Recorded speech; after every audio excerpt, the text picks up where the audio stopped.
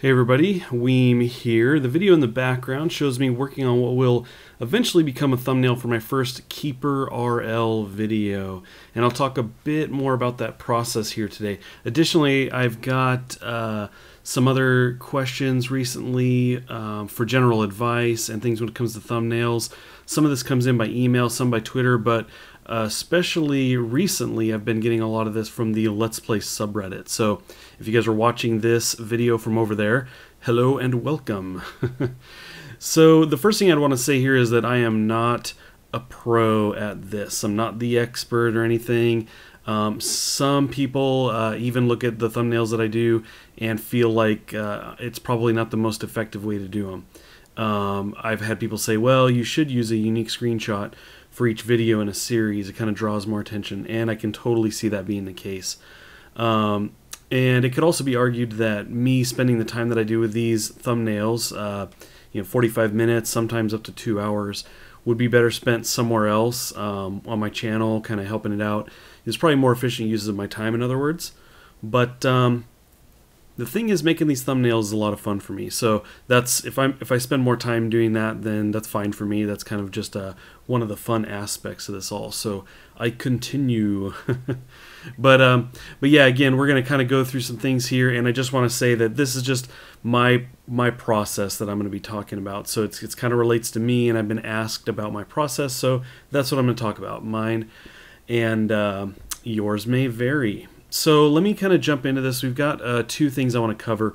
One is just my general approach to creating thumbnails, not necessarily from a technical standpoint, but just things to consider, things I kind of always keep in mind as I'm going through the process.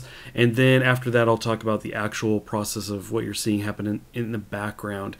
My thumbnails recently, maybe over the last year, I've been doing this kind of method in the background. I've been illustrating things based on a character from the game, things like that. So later I'll talk kind of specifically about that from the technical aspect. But let me jump right in and talk about just my process in general when it comes to thumbnails, kind of my approach, because this is actually what I get asked a lot about, just general advice and everything. So the first thing that I do when I am going to make a thumbnail is I consider the game that I'm making it for, and I search on YouTube and see what other people are doing.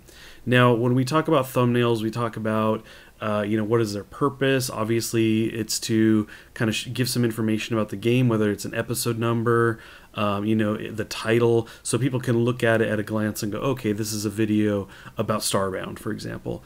But I think the big thing for me is I feel like if somebody's watching a video of mine, a Starbound video, or they're on my channel, or they did a search, they're going to know for the most part that that's what they're looking at. They're looking at a number of Starbound videos. And so for me, what's kind of important to me is I want my thumbnail to stand out and get people's attention. Now, there's we could get crazy drastic with it and do, crazy hot pink and, colors that are like never used with the game and really draw attention. But, I don't want to go too far out there. But the first thing that I want to do is I'm going to go search for the game on YouTube using search terms that I expect my video to be found under. So for example, if I'm making a Starbound video and I think, it's probably going to show up for Starbound gameplay or Starbound first impression, like that kind of stuff, I'm actually going to type those searches into YouTube and see what comes up as far as thumbnails go. I'm going to look down the list. I may even look over the first couple of pages. Now what I'm looking for is I'm actually not looking for what I'm going to be doing. I'm looking for what I'm not going to be doing, right? There's going to be a bunch of thumbnails, and I want to look at these and say, what can I do to make mine stand out? What do I do to make mine look completely different from these that are showing up here? Imagining that my video is going to be among those videos listed here. So I'm going to look at things like the colors being used. I'm going to look at images that people are using, the logos. Generally, if the game has a high quality transparent PNG logo online, you'll see it appear in a lot of the thumbnails. So that's the kind of stuff I'm looking for. Maybe if everybody's using the thumbnail really big, I might actually, maybe I don't use it, or maybe I'll make my own logo. I often actually do that, make my own version of the logo. Sometimes it's just stylized text to the name of the game because that gets the point across, right? If I say Starbound, however I type it out, as long as you can read it, you're seeing Starbound. So that works from the information standpoint. But in doing so, I can kind of style it my own way and make it stand out more. So anyway, that's kind of the first step, is to go through there and get an idea of what I am trying to distinguish myself from, distinguish my thumbnail from. So the next thing I'm going to do is consider how colors and images that are not being used could be incorporated. So for example, I do that search and everybody, if I look over the thumbnails, then generally speaking, I say these are dark logo or dark thumbnails. They use a lot of blacks, a lot of grays, a lot of dark blues. Then I'm going to ask myself, okay, how can I use bright colors? What can I do to kind of make that stand out? So to give you one example, back when I was looking through RimWorld and I was doing my RimWorld series, a lot of the thumbnails were screenshots from the game. It's that top-down view, that very earthy tone of the world that you're on. And I thought, okay, it's browns, it's dark, I want something bright. So I thought of the sky. Okay, so how about the sky? That's kind of a cool idea, because in RimWorld you actually never see the sky. You're always looking down at the ground. But we know the sky is there. Things fall out of the sky. So we understand it's there. So it wouldn't be too drastic to actually show some sky. So I decided I would do kind of this view of the landscape of these hills and the stars. You know, we crashed here after all from space. So those are the kind of things I consider. And that lets me bring in the bright blues of the sky, for example. So anyway, that's kind of how I approach things. How can I bring in something different? What would make sense? How can I incorporate it into this? The next thing I consider is size. Of course, we have to understand that the thumbnails are going to be viewed most of the time. Our thumbnails are when viewed are very small, so we're going to lose some of the details, right? If we get a font that's really thin, or if we're drawing some kind of very thin thing, imagine for example a tree with a lot of branches that get very thin.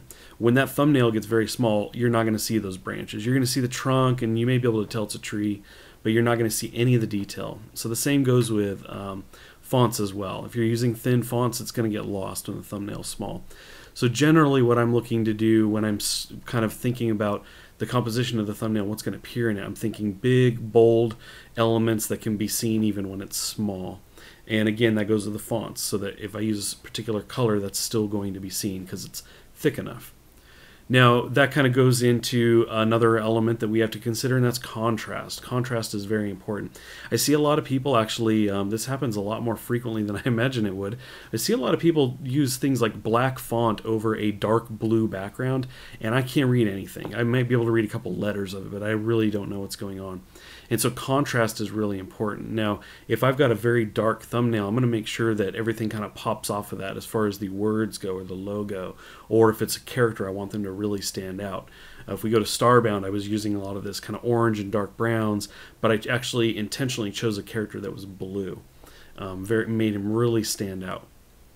So contrast is key. Those things pop. Now, it not only helps to read fonts, for example. If we have a dark background and a very bright font, it can help read, we could read it easier. But even when it's shrunk down, forget even reading it. It's an element in your image that is bright, for example, over a dark background, and it pops. It draws attention. Even before somebody reads it, it could be the orange over black that kind of grabs their attention of the lettering.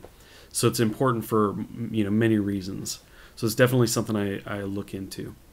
Now, the next kind of bit. So we've got elements. I'm kind of thinking fonts. I'm thinking the sizes. I'm thinking colors. And then once I'm kind of thinking particularly the fonts, what I'm actually going to say in the thumbnail, we have to consider the location of the information. We have areas, for example, the bottom right portion of the thumbnail, we have to account for a timestamp. Especially when your image is shrunk down, that timestamp takes up a lot of space. That's why you'll often see the episode numbers appearing, for example, on the bottom left is a good portion. You'll see my buddy Marbazier puts his episode numbers down there, very big and bold. We talked a lot about this stuff before. And yeah, so that's a good spot. I tend to put mine in the upper right-hand corner. It was a problem for a little while. YouTube playlists, actually, when you went into a playlist, they put the number, the order number of the video, if it was first, second, third, fourth, they actually stuck that in the upper right hand corner, which worked for some of my videos. Some of them I had my number up there was 1, and of course it was the first video, so no big deal. But in other cases it was a little out of order, didn't quite match up. Maybe I had 2 or 3 videos in the playlist before I actually started an episode number. So my third video was number 1, but the playlist number that went over that upper right corner said number 3. So anyway, those are kind of things to consider, and those things change all the time. Right now, that's no longer an issue. The number in the playlist has actually been pulled off of the thumbnail entirely. So, but it's something you'll kind of look through and say, you know, you'll look at those things and say, where are we at now? Is that a concern? Is that something I need to think about? So let's see. That's kind of my general run through of a thumbnail. I mean, at that point, I'm going to be jumping into Photoshop. I'm going to be playing around with different elements. I'm trying to draw things. I'm experimenting with color. And I'm kind of frequently jumping back to YouTube and looking at those results again. Sometimes I even, when I get a thumbnail pretty far along, I'll actually screenshot it, shrink it down, and put it over the screen, a screenshot of the YouTube video listings, just so I can set it there and kind of look through those listings as if my thumbnail were there and see if it kind of stands out to me. And I'll think about some of the things I can do to make it stand out even more. Now, a couple little ideas. None of these are very crazy. You've probably seen these things before. I do them kind of frequently in my videos sometimes. One of these is that I will bring in the white from the edge of the thumbnails, and that will kind of disrupt that rectangular look. If you look at a full list of thumbnails, for the most part we tend to fill up the entire rectangle with color, and because that's sitting on the white, all of ours look like these very sharp, squared up rectangular edges. But if you incorporate white on the edge of your thumbnail, that white from the YouTube site will bleed into your thumbnail. It gives it a very non-rectangular look, or it look like a piece is broken, or sometimes I'll cut the corners off, right? Or you'll see people round the corners. That actually does a lot. It helps your thumbnail really stand out. So sometimes I get really kind of crazy with that, and I do weird things. I may take entire chunks out as if a claw took a chunk out of it, and I'll do it with white, so that when you're looking on the list, it looks like a big tear came out of my thumbnail. Other times I may just clip the corners like I did in my No Moria videos. Those have the a couple corners clipped there. So little things like that can really help it stand out. One of the things I wanted to do for the game Banished, which I had some audio issues, so I actually couldn't record this for my channel, but I had this idea, and other people have done this too. It's not my unique idea, but for Banished I was really excited about finishing every game with by taking a screenshot of the town, so that over the course of the series the thumbnail showed the expanding of the town. Mine, again, wouldn't be the first one to do that, but if that's something you hadn't considered, definitely consider that. And it kind of goes back to people, I've been told a few times by people, you know, they really feel like you should have a unique thumbnail for each episode in a series. That would be one way to do it, is to show the progress of a town, or your civilization, or building that you're making in Minecraft, for example. Show in each subsequent thumbnail the progression there. So that's kind of a fun thing for people to look at. I actually have done a few things like that with my return to Project Zomboid. I did a brain icon on the thumbnail, and so that when I died and started a new character, I put an X through it and I put a new brain icon, and I did a couple lives that way. And so that way you could tell in the thumbnail, oh, he's on the third life because 2 of the brains are crossed out.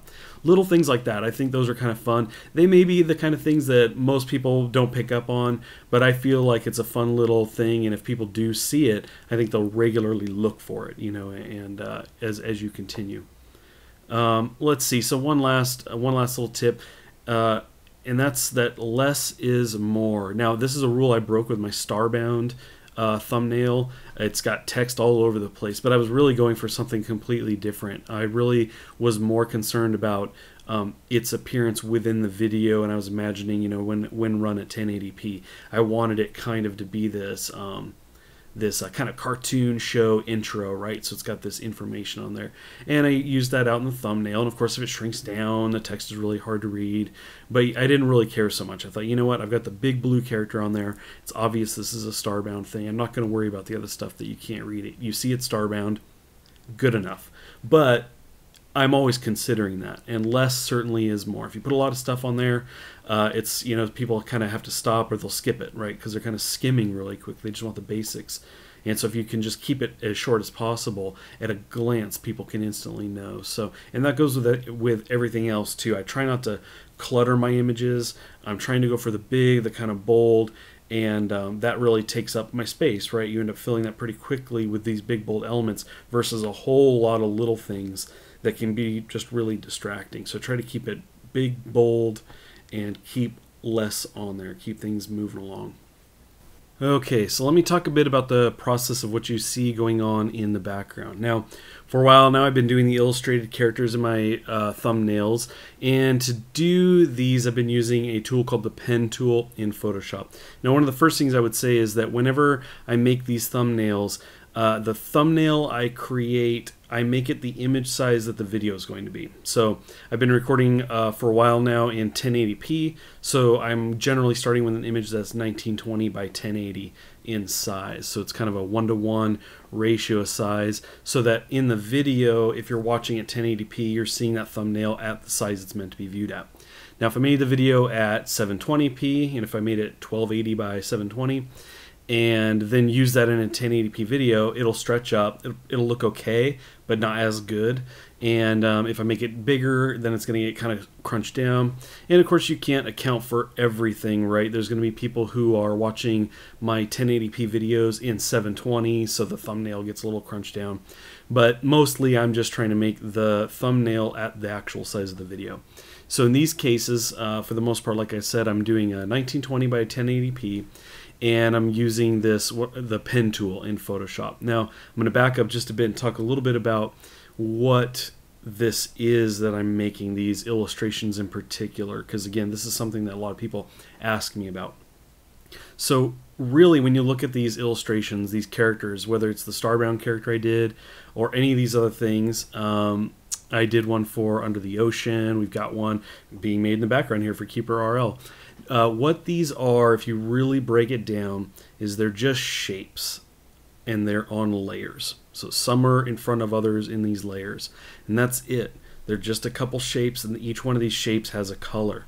It's a very kind of basic way to look at it, but that's the reality. So when I'm jumping in here, I'm kind of drawing a shape. I'm looking at it and going, okay, there's a chest piece he's wearing.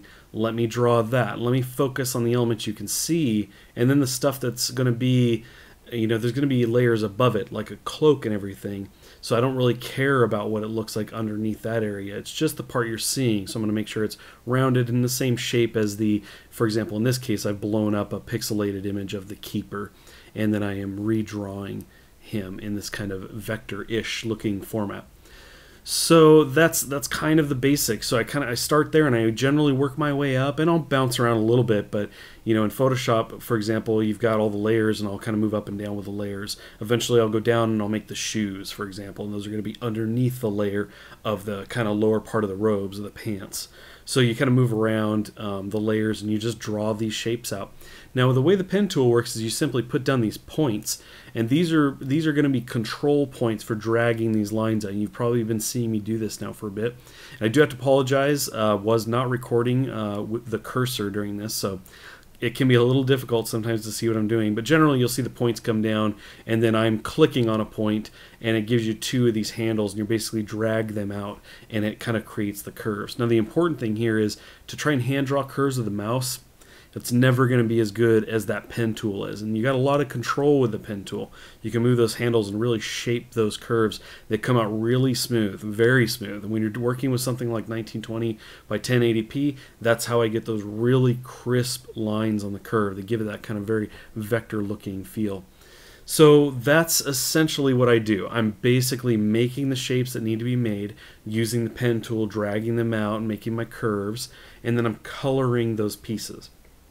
Now, the shadowing is kind of another important element there, and you've probably seen it even a few times so far, particularly with the yellow for the robe, but I also do some of the other shadowing where I basically, on top of a piece, I may have the hood, for example, and I've drawn out its red shape. Then what I'll do is I'll go back and draw again over the top of it with the pen tool, and put my points down and make a curve where I want basically shadow to be. Some of this stuff, you know, I'm definitely kind of keeping in mind lighting, but sometimes that's not as important as just getting kind of a shape in there that's like slightly darker, you know, and a lot of that stuff will come naturally if you kind of imagine where this stuff is flowing.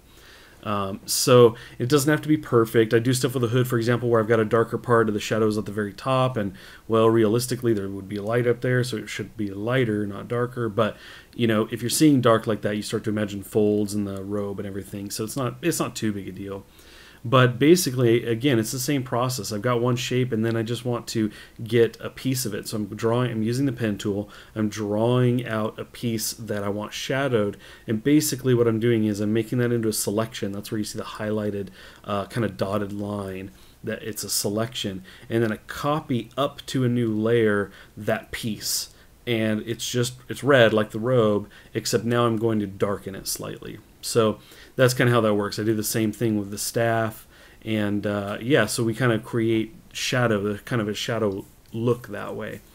I find it a lot easier to do that, to kind of cut out a shape and copy it up to a new layer versus trying to draw an entirely new one where you have to match the edge of the robe, for example. If you cut it out, the edge is already there, so it matches up perfectly. And that may not make a whole lot of sense. I'm hoping that in you watching the video in the back, you kind of get that. But I want to say it's a pretty simple process, but I can fully understand when you're not using Photoshop ever that it can seem very daunting. But it is one tool, and once you get the hang of it, really practice is what it comes down to. It's actually a very powerful tool and really not too crazy. It's actually pretty simple. Okay, so let me talk a bit about fonts, and because that's kind of another big portion of this. In here I've got, I'm making this character, this illustration that's going to be for the thumbnail, but I also have to think about the words that are going to be on there, and in this case it's going to say KeeperRL. That's the name of this game. Now, unfortunately, this game actually doesn't have a logo, or I guess fortunately, I suppose, it means that I actually really need to make my own. And as I mentioned earlier, I oftentimes make my own so that I can color it my own way. But sometimes in cases like these, I just have to come up with something anyway. So I will play around with fonts and try and find one that I like. Now, one of the places I go to, and it's probably a place a number of you have been to before, is dafont.com, DAFONT.com, and I'll look through fonts there, and I definitely am looking for a particular theme. And in this case, I'm going to end up going with Keeper. For the word Keeper, I'm going to go with something really thick and bold. And then for the RL, which is kind of the rogue-like, that's what that stands for, I'm going to go for something a little bit more dissolved or broken up, something kind of rough, not something unfinished, something along those lines. And I'm going to match those two things together because they are separate, Keeper and RL. So while they will be bumped together, I'm going to use different fonts for them. It really helps them kind of stand out there. So. And again, we're going to keep in mind that, and I did mention it, with this font I'm going to make it thick, but again, it goes back to that original thought on the fonts and advice, where basically we want to keep it thick so we can really do stuff with the color and make sure that it's red when it's small. So, in fact, in this case, it's pretty interesting. I didn't really have anything to go on. I asked the developer of KeeperRL, I said, do you have a logo? And he said, oh, it's the mask on the website. Well, it was kind of small, and in the game it pops up for a second, so I print screened it, but it was small itself. So I thought, I'm not going to use it. I'm just going to kind of make my own words here. And when I posted the video actually this morning, he sent me an email that said, where did you get that cool logo? So even he liked it. So who knows? Maybe that's something you'll start seeing pop up in other places as the actual logo for the game. I probably should offer that to him, let him use that if he'd like. But anyway, what this really comes down to is practice. Practice is kind of the big thing. I can tell you, I can even show you this video of me creating this guy and explain to you how I'm using the pen tool, creating my curves. You guys can see that happen. But sometimes you jump in and it just seems daunting. It's not working for you. But you just have to practice. And I think this is one of the things I've suggested to a number of people, and I would continue to suggest, is that honestly, make your thumbnails distinct if you can. Do everything you can there. You may think, well, I don't have any art talent, I can't do anything, I'm just going to put a screenshot in there. But you know what? Try anything. I mean, I feel like if I didn't know how to do this stuff, I might even roll with stick figures. I might just do something like that just because I want something that's different. I want to be able to say that I made it, and it doesn't matter what that looks like or what people think, as long as I'm trying. And the reality is, if you think about this whole process, think about this hobby that we're in, we're making these videos, we're sharing them with people. The whole idea is, when we talk about this a lot on the Let's Play subreddit, is, practice. It takes time. You got to really work at it. And you can look at the thumbnails the same way. Just make it. Just like we tell people, just make videos. Don't worry about what video game you should be playing or what you should be saying. Just start making videos. I would say the same thing with these thumbnails. Just start making them. Get a program. You can get a program called GIMP, and it has a lot of similar functionality to Photoshop. You can do quite a bit with it, and you download that. And just do it. Just keep making thumbnails. Every new series, every new video, just make thumbnails, and you'll see yourself get better and better over time.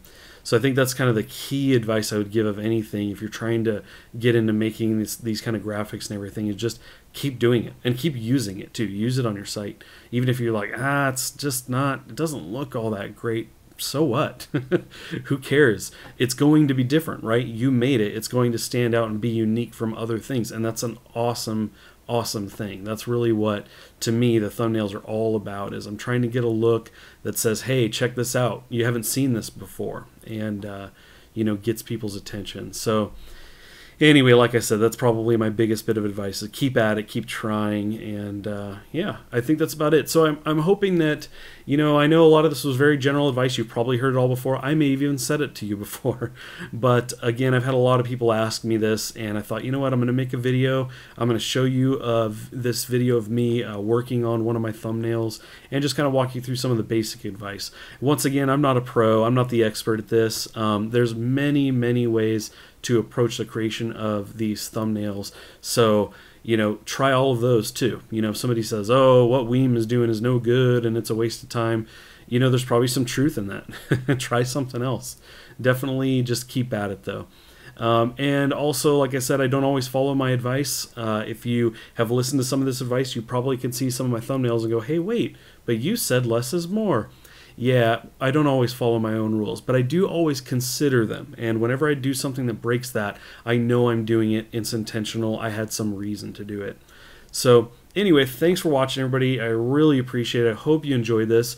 If you did enjoy this video and you felt like it gave you some good information, please consider leaving a like, and of course you can subscribe for more. I'm also going to drop a link on this video to my very first KeeperRL video that actually explores the gameplay of that game. And it's a game I've been enjoying quite a bit recently. It's in Alpha 7 currently. It's on Indiegogo, fundraising campaign right now. I think it's got 9 days left. But anyway, yeah, if you're interested, check that out. Thanks again for watching. I appreciate it, and I will catch you guys next time.